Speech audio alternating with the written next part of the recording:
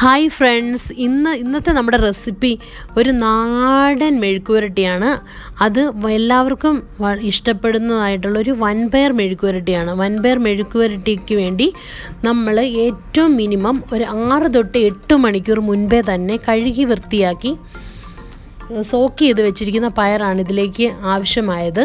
അങ്ങനെയാകുമ്പോൾ നമുക്ക് പെട്ടെന്ന് കറി കുക്കാവാനും റെഡിലി ഉപയോഗിക്കാനും പറ്റുന്നതായിരിക്കും. അതിനുവേണ്ടി നമ്മളൊരു കുക്കറിലേക്ക് ഞാനൊരു 1.5 ഗ്ലാസ് പയറാണ് ഇതിനു വേണ്ടി എടുത്തിരിക്കുന്നത്. നമ്മുടെ ആവശ്യാനുസരണം നമുക്ക് പയർ ഉപയോഗിക്കാവുന്നതാണ്. അതിലേക്കൊരു 1/2 സ്പൂൺ മഞ്ഞൾപ്പൊടിയും ആവശ്യത്തിനുള്ള ഉപ്പും ചേർത്ത് കൊടുത്തതിന് ശേഷം ഒരു 1.5 ഗ്ലാസ് വെള്ളവും കൂടെ ചേർത്ത് നമുക്ക് ഒരു തവണ വിസിൽ വരുത്തി ഇതിനെ വേവിച്ചെടുക്കാവുന്നതാണ്. അപ്പോൾ ഒന്നിലധികം തവണ വെന്ത് പോയെങ്കിൽ നമ്മൾ സോക്ക് ചെയ്താണ് ഓവർ കുക്കായി പോവും. അപ്പോൾ നമ്മൾ ഒത്തിരി ശ്രദ്ധിക്കണം. കുക്കർ ആയതുകൊണ്ട് തന്നെ നമ്മളിതിനെ എളുപ്പത്തിലുള്ള ടിപ്പ് കൂടിയാണ്. നമുക്ക് ജസ്റ്റ് ഒന്ന് പൈപ്പ് തുറന്ന് വിട്ടതിന് ശേഷം വെള്ളം അതിലേക്ക് ചെറുതായിട്ട് ഒഴിച്ച് സ്റ്റീം കംപ്ലീറ്റ്ലി റിലീസ് ആയതിന് ഉറപ്പ് വരുത്തിയതിന് ശേഷം മാത്രം തുറന്നു കൊടുക്കുക. ഇപ്പോൾ നമ്മുടെ പയർ ആവശ്യത്തിന് വെന്തിട്ടുണ്ട്. ഇതേ സമയം തന്നെ നമുക്ക് ആ വെള്ളത്തിനെ ഒന്ന് വറ്റിച്ചെടുക്കാൻ വേണ്ടി ചൂടുറപ്പുള്ളൊരു പാത്രത്തിലേക്ക് ഒഴിച്ച് ചെറിയ തീയിലിട്ട് കൊടുക്കാം. അതേസമയം തന്നെ നമുക്ക് ഇതിനാവശ്യമായ ഇൻഗ്രീഡിയൻസ് സോട്ട് ചെയ്തെടുത്ത് റെഡിയാക്കാവുന്നതാണ്. അതിനുവേണ്ടി ചൂടുറപ്പുള്ള ഒരു പാത്രം വെച്ച് കൊടുത്തതിന് ശേഷം വെളിച്ചെണ്ണയാണ് ഞാനിതിലേക്ക് ചേർത്ത് കൊടുത്തിരിക്കുന്നത്. വെളിച്ചെണ്ണയാണ് നാടൻ കറികൾക്കെല്ലാം നല്ല വെളുത്തുള്ളിയാണ് ഇതിൻ്റെ മെയിനായിട്ടുള്ള ഇൻഗ്രീഡിയൻറ്റ്. വെളുത്തുള്ളി നമുക്കൊരു വലിയ അല്ലി വെളുത്തുള്ളി തന്നെ എടുത്ത് ചതച്ച് കൊടുക്കുകയാണെങ്കിൽ ഇതിൻ്റെ കറിയുടെ മെയിൻ ഫ്ലേവർ എന്ന് പറയുന്നത് കുരുമുളക് പൊടിയും അതുപോലെ തന്നെ വെളുത്തുള്ളിയാണ്. അപ്പം വെളുത്തുള്ളിയുടെ ഒപ്പം തന്നെ നമുക്കൊരു വലിയ സവാള ചേർത്ത് കൊടുക്കാം. അതിലേക്ക് ഒരല്പം ഉപ്പും കൂടെ ചേർത്ത് കൊടുത്തതിന് ശേഷം നമുക്ക് നന്നായിട്ടൊന്ന് സോട്ട് ചെയ്ത് കൊടുക്കാം. അതേസമയം തന്നെ ചെറിയ തീയിൽ നമ്മുടെ പയർ വറ്റി വരുന്നുണ്ട്.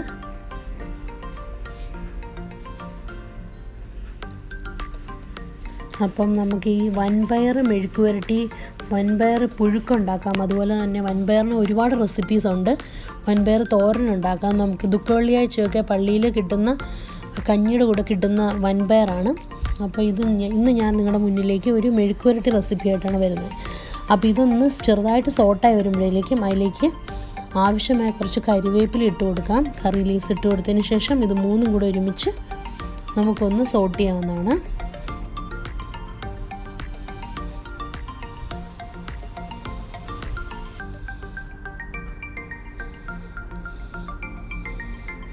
ഒരു 2 to 3 മിനിറ്റ്സ് എങ്കിലും എടുത്ത് വേണം നമുക്ക് ചെറിയ തീയിലിട്ട് സോട്ട് ചെയ്തെടുക്കാൻ.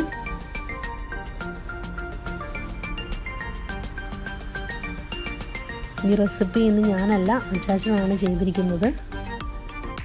ഡ്യൂട്ടി കഴിഞ്ഞ് വന്നതിന് ശേഷം അച്ചാച്ചനാണ് ഇന്നത് കുക്ക് ചെയ്തിരിക്കുന്നത്. വൺ ഓഫ് ഹിസ് ഫേവറേറ്റ് കറിയാണിത്. അങ്ങനെ ഓൾമോസ്റ്റ് സോട്ടായി വന്നതിന് ശേഷം നമുക്കതിലേക്ക് ആവശ്യമായ പൊടികൾ ചേർത്ത് കൊടുക്കാം.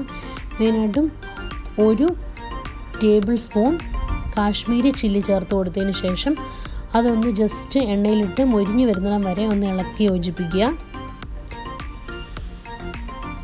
അതിനുശേഷം നമുക്ക് മെയിൻ ഇൻഗ്രീഡിയൻ്റ് ആണ് ഇതിനകത്ത് കുരുമുളക് പൊടി. അതിന് മുമ്പായിട്ട് തന്നെ കുറച്ച് മഞ്ഞൾപ്പൊടിയും കൂടി ചേർത്ത് കൊടുക്കാം. ഓൾറെഡി നമ്മൾ കുക്ക് ചെയ്തപ്പോൾ മഞ്ഞൾപ്പൊടിയും ഉപ്പും ചേർത്ത് കൊടുത്തിട്ടുള്ളതാണ്. അപ്പോൾ അത് ആവശ്യാനുസരണം മഞ്ഞൾപ്പൊടി ചേർത്ത് കൊടുക്കുക. മഞ്ഞൾപ്പൊടി ചേർത്ത് കൊടുത്തതിന് ശേഷം ഒന്നും കൂടെ ഇവയെല്ലാം കൂടെ യോജിപ്പിച്ചതിന് ശേഷം നമുക്കതിലേക്ക് വെന്ത് വന്നിരിക്കുന്ന ഇപ്പം ഓൾമോസ്റ്റ് നന്നായിട്ട് വറ്റി വന്ന പയറെല്ലാം അതിലേക്ക് നമുക്കിട്ട് പാകത്തിന് പയർ വെന്തിട്ടുണ്ട്. ഓവർ കുക്കായിട്ടും ഇല്ല. നമ്മൾ ആ 6 to 8 hours മുമ്പ് ഇത് സോക്ക് ചെയ്തതിൻ്റെ റിസൾട്ടാട്ടോ. അപ്പോൾ ഇതെല്ലാം കൂടെ ചേർത്ത് യോജിപ്പിക്കുന്നതിന് ശേഷം നമുക്ക് ഇതിലേക്ക് 2 ടീസ്പൂൺ കുരുമുളക് പൊടി ചേർത്ത് കൊടുക്കാം. 2 ടീസ്പൂൺ. കാരണം കുരുമുളകിൻ്റെ ഫ്ലേവറും ഞാൻ മുൻപേ പറഞ്ഞതുപോലെ തന്നെ വെളുത്തുള്ളിയുടെ ഫ്ലേവറുമാണ് ഈ വൻപയറിൻ്റെ ഒരു ഹൈലൈറ്റ്. എന്നിട്ട് ഇവയെല്ലാം ഒരുമിച്ച് നമുക്ക് യോജിപ്പിച്ചെടുക്കാം.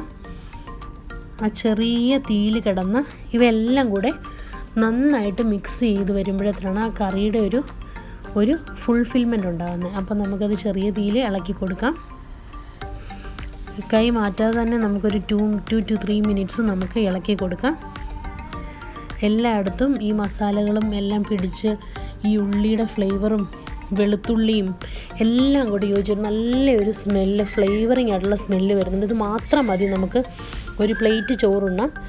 ഇപ്പം എന്നെപ്പോലെ ചോറ് കഴിക്കാൻ ഇഷ്ടപ്പെടുന്നവരാണെങ്കിൽ ഈ മെഴുക്ക് പുരട്ടി ബെസ്റ്റാണ്, ബെസ്റ്റ് ഓഫ് ചോയ്സ് ആട്ടോ. അപ്പോൾ ഇതിനോടൊരു ഫിഷ് ഫ്രൈയോ അല്ലെന്നുണ്ടെങ്കിൽ ഒരു ജസ്റ്റ് ഒരു ഓംലേറ്റോ ഒക്കെ ഉണ്ടെങ്കിൽ പൊളിക്കും. അങ്ങനെ ഇവയെല്ലാം ഒരുമിച്ച് ചേർത്ത് നമുക്കൊന്നും കൂടെ മിക്സ് ചെയ്തെടുക്കാം. നമ്മൾ അടച്ച് വെച്ച് വേവിക്കുന്നതിനെക്കാട്ടിയും കൂടുതൽ ടേസ്റ്റ് കിട്ടുന്നത് നമ്മളിങ്ങനെ അടി തീർത്ത് ഇളക്കി കൊടുക്കുമ്പോഴാണ്.